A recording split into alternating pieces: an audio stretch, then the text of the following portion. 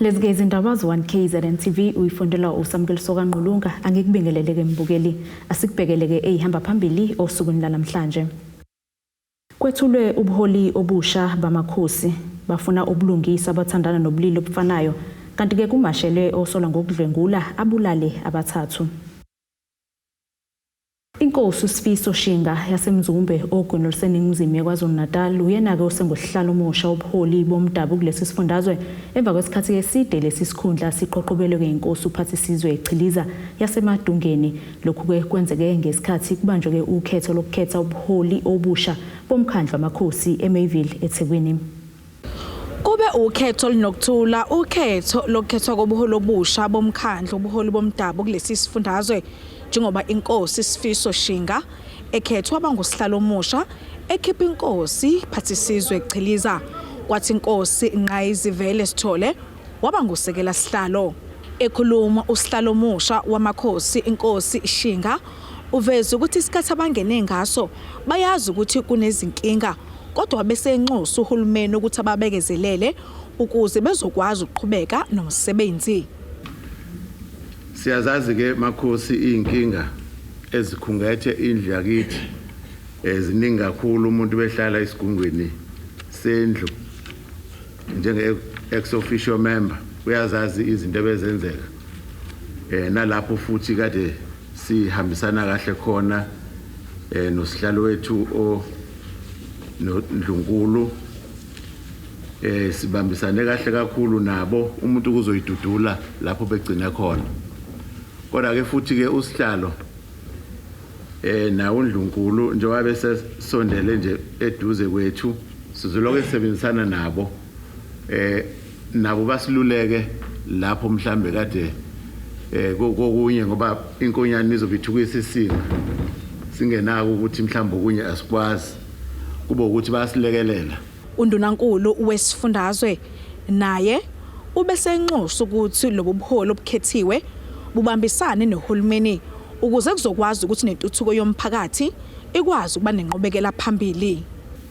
Sibeke inhlelo nama priorities ayisikhombisa okuthuthukisa iKwaZulu-Natal. Lezi inhlelo zingaphansi kohlelo esilibiza ngeProvincial Growth and Development Strategy. La esihola khona umkhankaso wokuthuthukisa indawo. Iminyango embalwa ebalekile kulemkhakha umnyango wakwaKhokta olida uhlelo lokuvuselela amadolobha amancane iningi lawo lisendaweni zamakhosi. Umnyango wa-agriculture ohola uhlelo lokwazi ukusebenzisa umhlaba ukuthi kulinywe abantu bakwazi ukutshala baziphilise. Kuzokhumleka uthe esontweni edlule bekade kuqhubeka ukhetho lokukhethwa kwezifunda kodwa isifunda iKingcetshwayo ayangasihlanganisa nalolu khetho ngoba ithi inezinto enganeme ngazo ezithinta nokuxambukela kahulumeni ezindabeni zamakhosi. Ungqongqoshe omnyango uzokubuswa ngokubambisana nezindaba zomdabu uphawule kabanzi ngalolu daba wathi banezinhlelo zokuthi bekwazi ukulixazulula udaba laseKingcetshwayo. I-local engakakhethi iKingcetshwayo sinayo iplan ngoba ayikho i-local house ekufanele ingabi nayo ubuholi bakhona. Yingakho kufanele sibambisane nendlu e-province yamakhosi ukuthi sibe nendlela oxoxa namakhosi wonke aseKingcetshwayo nawo ayakwazi ukuthi aye kwi-local house ukuthi kuyokhetha. Inkosi uShinga uwine ngamavoti angu-35 kwathi inkosi Phathisizwe Ichiliza obese phansi amahlandla amabili naye wathola amavoti angu-11. Ngoteboho Sibisi eMayville eThekwini. Labo ke abathandana nobulili obufanayo babameke imashe nokuthula edolobheni iTheku ilibangiseke enkantolo yemantshi yaseThekwini nalapho ke bebehambisa uhla lwesikhalazo zabo. Ekhuluma ke neziko lezindaba ngesikhathi ke kuqhubeka le mashi uKhayisani Ntuli uthi ke ngale mashi bahlose ukufaka ingcindezi lapho ke kukhishwa khona izinqumo ngamacala athinta ukuhlukunyezwa noma ukubulawa kwabathandana nobulili obufanayo kwazise ke bafuna ukuthunyelwa komnyalezo oqinile kubenzi bobubi phakathi ke kwabe yingxenye le mashi imashi usomlomo weshathomthetho saKwaZulu-Natal. Ishathomthetho saKwaZulu-Natal siholwa uMama uNontembeko boys babambeke imashi lapho ke abathandana nobulili obufanayo bebambe imashi besuka ke ekomkhulu la masipala iTheku babhekeke khona enkantolo yemantshi la eThekwini. Siqale nje yena ke umthebuli wethu ukuthi asikhombise ezinye zezinto abakhala ngazo njengoba ke kuyingqwembe abayiphethe beveza ke kona ukuthi nabo banalo ke ilungelo elifana nawo wonke umuntu mhlawumbe ukuzwa kafushane ngomunye woyingxenye yabo sicela nje ukufaka oyingxenye yabo achaze kabanzi mhlawumbe sicela usichazele ukuthi njengoba sinibona nibamba imashi yini inhloso. Okay, inhloso yethu ukuzwakalisa ukukhala kwethu asemaningi amacala abantu ababulawile abantu abathandana nobulili obufanana nobaba, so sizozwakalisa ukuthi aseneme ngendlela abenza ngayo ngendlela abaphatha ngayo ama cases ethu. Ngiyakhumbula ukuthi sike sakhulumisana nani elokishini Nanda lapho kwakulewe khona omunye wabathandana nabobulili obufanayo lapho nanihambise khona uhlulweni. Kusukela lapho ikhona iprogress esibile khona mhlawumbe ezigamekweni nje ezazenzekile nanikhala ngazo. Alukho ushintsho likhona, kunalokho kuyaqhubeka kuyenzeka, baningi abalibulawiwe manje sikhuluma khona ababili futhi asebeshonile abasanda kushona khona abanye sibagqibayo ngeweekend. So kuyakhombisa lokho ukuthi lokho esakhuluma ngakho akuzange kwenzeke at all, so ingakho sizwakalisa lokho uzana ukukhala wethu sidiniwe ngendlela eyisimanga. Ya khona kunzima but sinethemba lokuthi njengoba sibhizi singahleli sisukuma sikhombisa ukuthi asithanda into eyenzakala, sinethemba ukuthi izozwakala ikhalo zethu. Njengoba uthi kunzima yini le enzima kuwena? Yeah, because sisama ngokusaba nje because thina sikhululekile as if asiphile ezweni thina siphila nje kwenye indawo kufanele siphile thina njengabanye abantu. Khona manjalo lo ongusomlomo weshathomthetho ugxeke kakhulu amanye amabandla ngokubamba iqhaza ecwasweni kwabantu abathandana nabobulili obufanayo. Simemeza ijudiciary South Africa enikezwe umsebenzi constitution to bring justice ubulungiswa ukuthi emacaleni masefikile phambi kwabo mabenze ubulungiswa mabayenze ijustice futhi indlela zokwenza ijustice akona kuphela ukuthi kube izigwebo eziqinile lezo ezinikezwayo nokuthatha inkantolo uthola ukuthi umuntu ulimele emlazi kodwa inkantolo isizomsusa ifuna ukuthi makambe ayolalela icala eMaritzburg kwenza izinkinga ngoba uzosethola ukuthi useba yedwa useyasuseke ebantwini abamnikeza uxhaso. Siyazi ke ukuthi singabantu siyayidinga emotional support, so mayenze ukusondeza ubulungiswa eduze kwabantu. Justice must be brought closer to people where they reside. Ey'ndabeni ze-1KZNTV kube kuntombi khona Mvubu eThekwini. Usadidekile-ke umndeni wakaNdlela eSobantu eMgungundlovu ovuka ekuseni izolo wasithela phezu kwezidumbuko zamalungu omndeni amathathu uzidindilizile phansi. Ilungu lomndeni uXola Ndlela uthi-ke basashaqekile namanje ngoba konke lokhu kwenzeke bekhona nabendlini belele. Uthe-ke basola ukuthi-ke banokubeziwe ngokucansi ngaphambi kokuklinywa babulawe, kanti-ke isidumbu sikagogo sona sitholakale-ke sinegazi ebusweni. Umphakathi-ke uhambisana nenhlaka ezahlukene babhikisheke ngaphandle kwenkantolo yemantshi eMgungundlovu ufuna-ke anqatshelwe ibheyili owesilisa osolwayo kulesi sigameko. Ushaqekile umndeni wakwaNdlela eSobantu eMgungundlovu ngesigameko sokubulawa kwamalungu awo omndeni amathathu okubalwa kuwo nengane eneminyaka eshagalolunye ubudala. Wabona umakhelwane eJomba la esiphuma la ekhaya ngoba bebalekela abashana ade behlala bade behleli la emva kwendlu. Usisi wafika ecrime scene wangabona usisi omdala. Usema iphusha isicapho wayibiza ngegama lami lo mfana ngoba ubuzo uXolani ndo wasiye yena wasakusiyena uXolani. Waphusha isicapha nje seyenzile lo nto phumela ka next door bambona ka next door bambuza bephumaphi waqamba manje wasiphuma komunye umakhelwane wase sisuke sehle siyayile mase singibheka mase sifuele sibuya dikhamba ugesi la eSobantu mase sibuya ke intambama sesibuhlangana umshana uyakhala usikhona into yenzeka endlini mase siyangena nangu sisi wami naye ingane uma unegazi ebusweni ingane nesisi baqenyiwe. Ilungu leshamthetho KwaZulu-Natal nomgcini mafa wesifunda iMoses Mabhida bebehambele icala enkantolo yeMantshi eMgungundlovu. Besinethemba lokuthi lo muntu owenze lokugcwele angase appearishe enkantolo namhlanje. Kodwa ke amaphoyisa aseshilo uma sixhumana nawo ukuthi cha akazuvela namhlanje ngenxa ukuthi kunofakazi obuningi okufanele uqoqwe ngaye nensolo zokuthi njoba ephumile nje kade kwiparole. Namhlanje besilindele ukuthi uma umsolwa okuyena owodlwengule onukubeze waphinde wabulala abantu besifazane besazi ukuthi namhlanje uzovela phambi kwenkantolo ebesikade sikulindele la ukuthi inkantolo ingamniki ibheli okunye okusiphatha kabi njengomphakathi wasesobantu asaziswanga thina ngokuza kwakhe ngoba usuke la eThekwini kwatholakala ukuthi mayisuka la isuka khona unamacala. Umphathi steshi wase Mountain Rise okuyilapho umsolwa etoke khona uthe uzovela ngomsombuluko enkantolo. I was the first policeman on the scene. And it was on my instructions, after assessing the scene, the situation, it was on my instructions that my members followed up information on the suspect. He was arrested not very far in Sabantu. He's here at the police station. I confirm he's detained here at the police station. There's several cases against him, not only at Mountain Rise, but also in Greenwood Park.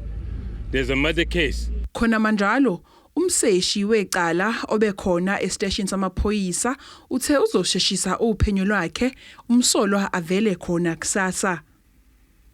Lokhu kuza ngemumva kokuthi umphakathi uhlabele khona kulesi steshi kulandela ukuphambana kwezinsuku zokuvela enkantolo kwamsolwa. Ezindabeni ze1KZNTV ngu-Ayanda Dube ngibika ngisemgungundlovu. Owesifazane wasesigodini sasodondolo ngaphansi kwenkosi yakwaMadlebe uMaureen Bonambi uthi ke kuyamjabulisa okwenziwe inkosi uZungu ngokumgcoba ke njengenduna ekubeni abantu besifazane kuleli besatha njengabantu abangafanelwe izikhundla. Ekhuluma ke nethimba lezindaba le1KZNTV uMbonambi uthi ke into abakhala ngayo njengamanje nabafisa ukuthi ke iphele ihlaba sokubulawa kwamakhosi kanye nezinduna. Nakuba sekudlanga ukubulawa kwamakhosi nezinduna kodwa unkosikazi Maureen Bonambi ogcotshwa njengenduna yesigodi sasodondolo ngaphansi kwenkosi yakwaMadlebe akazange ngingabazi ukuthatha lesi sikhundla. uMbonambi uswakalisa ukujabula nokubonga ngokwenziwe inkosi uZungu ngokumethemba njengomuntu wesifazane kwazise la kuleli alikholelwa kwimbokodo. uMbonambi uphinde wanxusa ukuba kuphela ukubulawa kwabaholi bomdabu kodwa kube nokusebenzisana kubona kanye nomphakathi. Ngibonga inkosi yesizwe ukuthi ngithembe ukuba ngingaba induna engaphatha noma engahola umphakathi wonke wesigodi.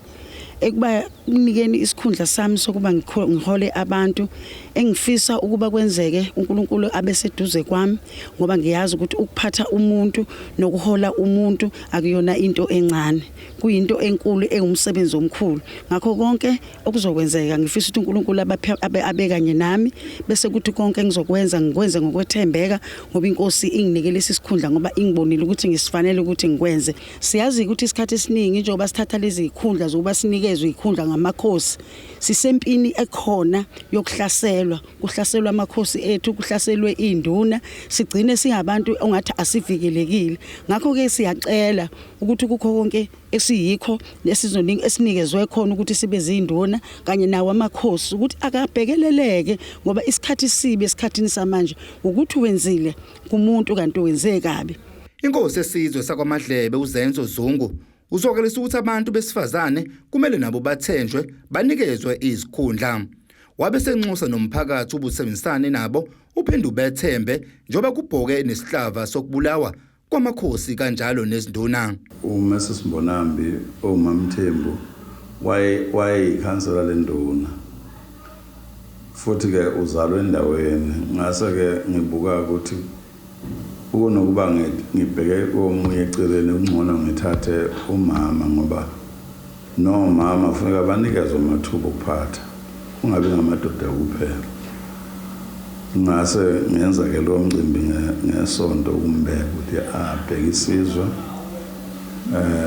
sonke isizwe ngishiya kuye uyena nje uzoba umphathi waso umphathi wenhlabathi aphathe nabantu. njengamanje kukhona into enye ukuhamba thina bantu besilisa sikhohlwe ukuthi esikoleni ma nifunda esikoleni sakhula kukhona iklasi nje amaklasi nje ekidatshulwa intombazana iphuma number 1 aphambi kwabafana okhomba ukuthi leyo ngane isuke ihlakaniphile manje ke umuntu wesifazane ufuneka naye simnikeze ithuba ngoba uhlakaniphile naye uzelwe khona kuningi esikufunda kubo nokuphathika amakhaya nje abantu besifazane abaphatha amakhaya nokho ke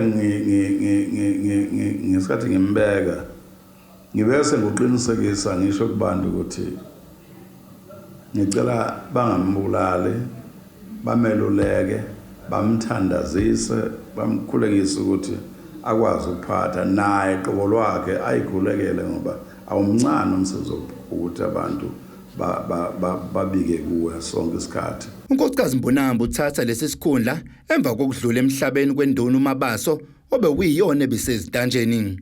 Ezindabeni ze1KZNTV kubikuthi abantu maphumulo kwamadlebe.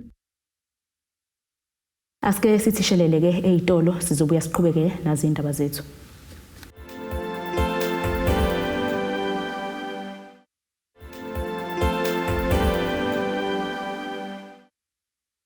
Asikwamukele ke mbukeli usabukele zona indaba ze1KZNTV asikukhumbuze lezo ehamba phambili namhlanje. Kwethulwe ubuholi obusha bamakhosi bafuna ubulungisa abathandana nobulili obufanayo kanti ke kumashele osola ngokudlwengula abulale abathathu. Ohola ikhokhasi yeqembu le-DA kumkhandlu uGeorge Henderson uthi ke kunqanyelwa kagesi ngokohlelo ke Eskom sekube nomthelelo ongemuhle kumphakathi wakhele indawo yasePotchefstroom eningizimu nesifundazwe KwaZulu-Natal njengoba ke isiphehlimandla esisabalalisa amanzi zingasebenzi uma ugesi ungekho. Ekhuluma ke neziko lezindaba uHenderson uthi ke akuphazamiseki nje kuphela isiphehlimandla esisabalalisa amanzi kodwa ke nalezo ezisebenzisa ngokuhambisa indle ziyaphazamiseka. Oholi ikhokhasi yeqembu le-DA kumkhandlu uthi ukunqanyulwa kagesi ngokohlelo lwa-Eskom sekubakhinyabeze kakhulu bengumphakathi wasePotchefstroom eningizimu nesifundazwe. Ekhuluma neziko lezindaba ze1KZNTV uthi ukuhamba kwagesi kuphazamisa amaphampu amanzi nokwenza umphakathi ungabusa kwazi ukuthola amanzi kule ndawo. Uthi akuphazamiseki amaphampu amanzi kuphela kodwa nalawo ahambisa indle. There's a huge effect on Ugu's ability to supply water. The Bomdabu plant and the Bomdabu pump station stand for all those hours. Every single day when we have load shedding, Ugu cannot pump water and treat water. But even with our sanitation, our treatment plants, our sanitation, our sewage treatment plants come to a standstill. Ubese veza ukuthi le ndawo inenkinga yamanzi njengoba kunezindawo ezifana neHibadin osekuphela izinsuku eziyikhulu zingenawo amanzi. Supply has been very frail. We have areas like Hibadin and Ramsgate that hasn't had water for more than 100 days. Uthi ukufika kukaNgqongqoshe wezamanzi ukuzolungisa udaba lokuhlinzekwa kwamanzi kulomkhandlu sekubanikeza ithemba njengoba beveza ukuthi basezinhlelweni zokuthi umngeni water ubahlinzeke ngamanzi. Direct intervention from the Minister of Water Affairs and his department. They came to visit us and he announced big steps that are going to be taken now to improve Ugu's service delivery as far as water and sanitation is concerned. He instructed for the first time ever Umgeni Water to get involved and to assist Ugu in supplying the water to our residents. Imizamo yokuthola ukuphawulo kwamasipala Ugu ayiphumelelanga. Imiyaleza bebethunyelelwa yona ayizange iphendulwe. Ezindabeni ze1KZNTV kubikuza Amando Sicele ngisePotchefstroom. Bamashele ukusetshenziswa kwezidakamizwa nophuzo oludakayo abantu abasha eMgungundlovu. Laba-ke bebeholwa ngenhlangano yentsha izwe lomzansi Youth and Business basuke enkundleni yezemidlalo iDales Park balibangisa-ke emahhovisi omnyango wezenhlalakahle esifundazweni iKwaZulu-Natal. Bakhala ngokuthi-ke izinga labantu abasha abasebenzisa izidakamizwa liphezulu kakhulu, kanti-ke baphinde baxeka nalabo abangabanikazi bezindawo zokucima ukoma kokuba-ke nomthelela kulesi sihlava. Abantu abasha eMgungundlovu bathe bathathe isinqumo sokusukuma balwe nokusetshenziswa kwezidakamizwa. Isikhulu senhlangano yentsha izwi lomzansi Youth and Business siyachaza. Enye izinto esikhala ngayo ukuthi njalo uma kusetshenziswa izidakamizwa kakhulukazi lezi ezisemthethweni njengane alcohol nogwayi, irresponsibility ibuyiselwe kumuntu ozisebenzisayo. Umbuzo esinawo ukuthi iyiphi indima laba abawakhayo lezi dakamizwa nalabo abazidayisayo abanayo ekwenzeni isiqiniseko sokuthi thina njenganabantu abazisebenzisayo lezi zinto ekufanele ube siyazisebenzisa for ukuthi sizithokozise. Abayenzayo ukuthi basivimbe ukuthi singagcini sihlukumeza. Ufezile Zondi uthe nabanikazi bezindawo zokucima ukoma baneqhaza abangalibamba ekulwisaneni nalesi sihlava. eMgungundlovu kunendawo eziningi ezithengisa ubutshwala nekuyindawo zokuzijabulisa ezikhona. Lokhu kwenza ukuthi iyouth yala eMgungundlovu ibe exposed kakhulu kwizinto zezidakamizwa. Egcineni kwakhona awabhekeleli ukuthi ihealth yabantu abasha inakekelekile yini lapho. So into ekhona njengamanje ukuthi kusiphatha kabi ukuthi abantu abadayisa lezi zinto they only gaining i-profit kuphela. Abafuna ukubuka kuyikona ukuqikelela impilo yomuntu omusha nokuthi umuntu omusha meseyithathile idakamizwa noma wasebenzisa ubutshwala labuthenge kuleso sitolo leso impilo yakhe izoqhubeka ibe njani afterwards. So thina concern yethu ukuthi if bayabdayisa that they not only focus on the business side of things but also consider i-health yomuntu osuke ezosebenzisa of which i-customer in this case. Owamkele uhlu lezikhalazo emnyangweni wezenhlalakahle KwaZulu-Natal uthe bazodlulisa kungqongqoshe. Njoba abantu abasha bebemasha namhlanje belwa nokusetshenziswa budedengu beyidakamizwa, siye samukela imemorandum enama concerns abanabo. Sibe sathembisa ukuthi imemorandum le njoba sizithunywa nje zikangqongqoshe umphathiswa wake KwaZulu-Natal province ka social development sizoyithatha siyidlulisele kuyena umphathiswa weprovince ka social development nakwinhloko yomnyango waka social development. Ezindabeni ze1KZNTV ngu-Ayanda Dube ngibika ngisemgungundlovu. Imeya kaMasipala uMhlathuze uXolani Ngwezi uthi-ke kumele kuqinisekiswe ukuthi-ke akekho umntwana ozithola engasalibeki esikoleni ngenxa yokweselwa umfaniswano wesikole. UNgwezi-ke usho lokhu eMpangeni Civic Center nokuyilapho kuMasipala uhlomulise khona amakhulu abafundi bezikole ezahlukene komfaniswano-ke wesikole njengoba kuqhutsheka nokugubha-ke inyanga yentsha. Umeya kaMasipala uMhlathuze umhlonishwa Xolani Ngwezi uthi njengoba kuyinyanga yentsha bazoqinisekisa ukuthi akukho namunye umfundi obhekana nensokolo ngenxa yokungabi nawo umfaniswano wesikole. Ubese nxosa ukubambisana phakathi kothisha, kabazali kanye nabaholi bomphakathi ukuthi iqinisekiso ukuthi izingane ziyaya ezikoleni. Namhlanje sizokhumbula ukuthi inyanga kaJune le esihlangene ngayo njengomkhandlu waseMhlathuze si decide ukuthi sihlangane nabafundi, othisha, nezikole nabazali nomnyango wezemfundo la kwi-district ukuze siphe izingane eziqhamuka emindenini engamile kahle noma kumbe laba bathi imindeni ephuwa ukuze sibanikeze ama-uniforms, sinikeze izingane eziwu-300 ama-uniform ngoba sifuna ukuqinisekisa ukuthi ngenyanga le kaJune okuyinyanga yentsha siba practical in terms of making sure ukuthi celebrate youth month ngokuthi siqinisekise ukuthi ayikho ingane engezukuba sesikoleni makuvula izikole ngenxa yokuthi ayinayo i-uniform. UNgwezi bese veza ukuthi beumkhandlu bazibophezela ekuvaleni igebe eliphakathi kwezingane zabadla imbuya ngothi nezalabo abadla izambane likaBhondo. Okwesibili ke nginxisa ukuthi ke kodwa njengabazali siqhubeke sinakekele izingane zethu.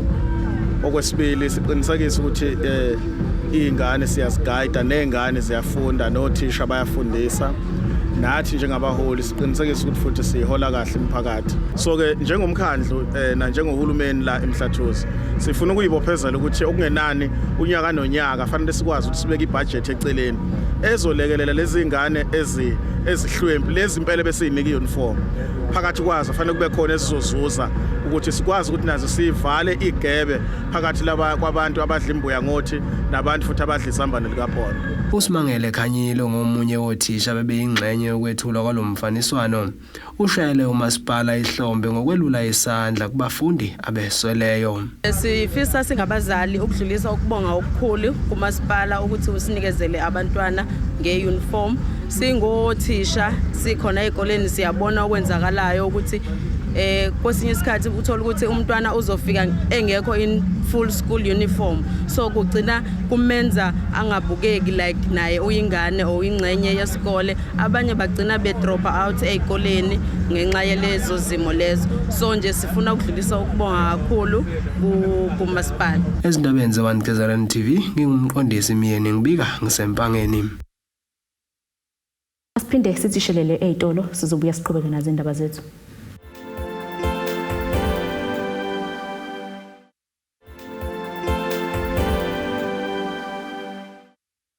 Asiphinde sikwamukele mbukeli usabukele zona indaba ze1KZNTV asikukhumbuze lezo esithe sihamba phambili.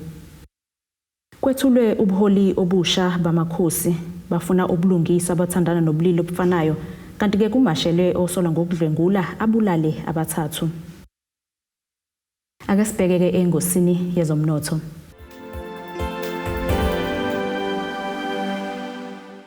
Irandi lakuleli lu-16.09 maqhathaniswa nedola laseMelika libo 19.62 maqhathaniswa nopondo waseBrithani libo 16.87 maqhathaniswa ne-euro yase-Europe igolide lona libo $1,817.32 ounce kuthiwa ngahluzwe wona $117.98 umphongolo. Ake sibheke engosini yezemidlalo.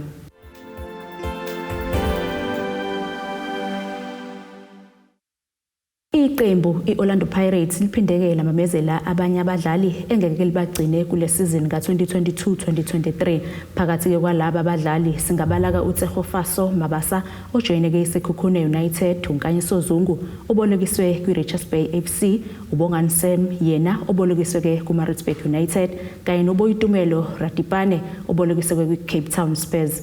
Kuzokhumbuleka ukuthi ke leli iqembu lisanda kumemezela inqwaba abadlali abangeke besaba ingxenye yeqembu kule season. Nasike isimo sezulu esingalendeleka.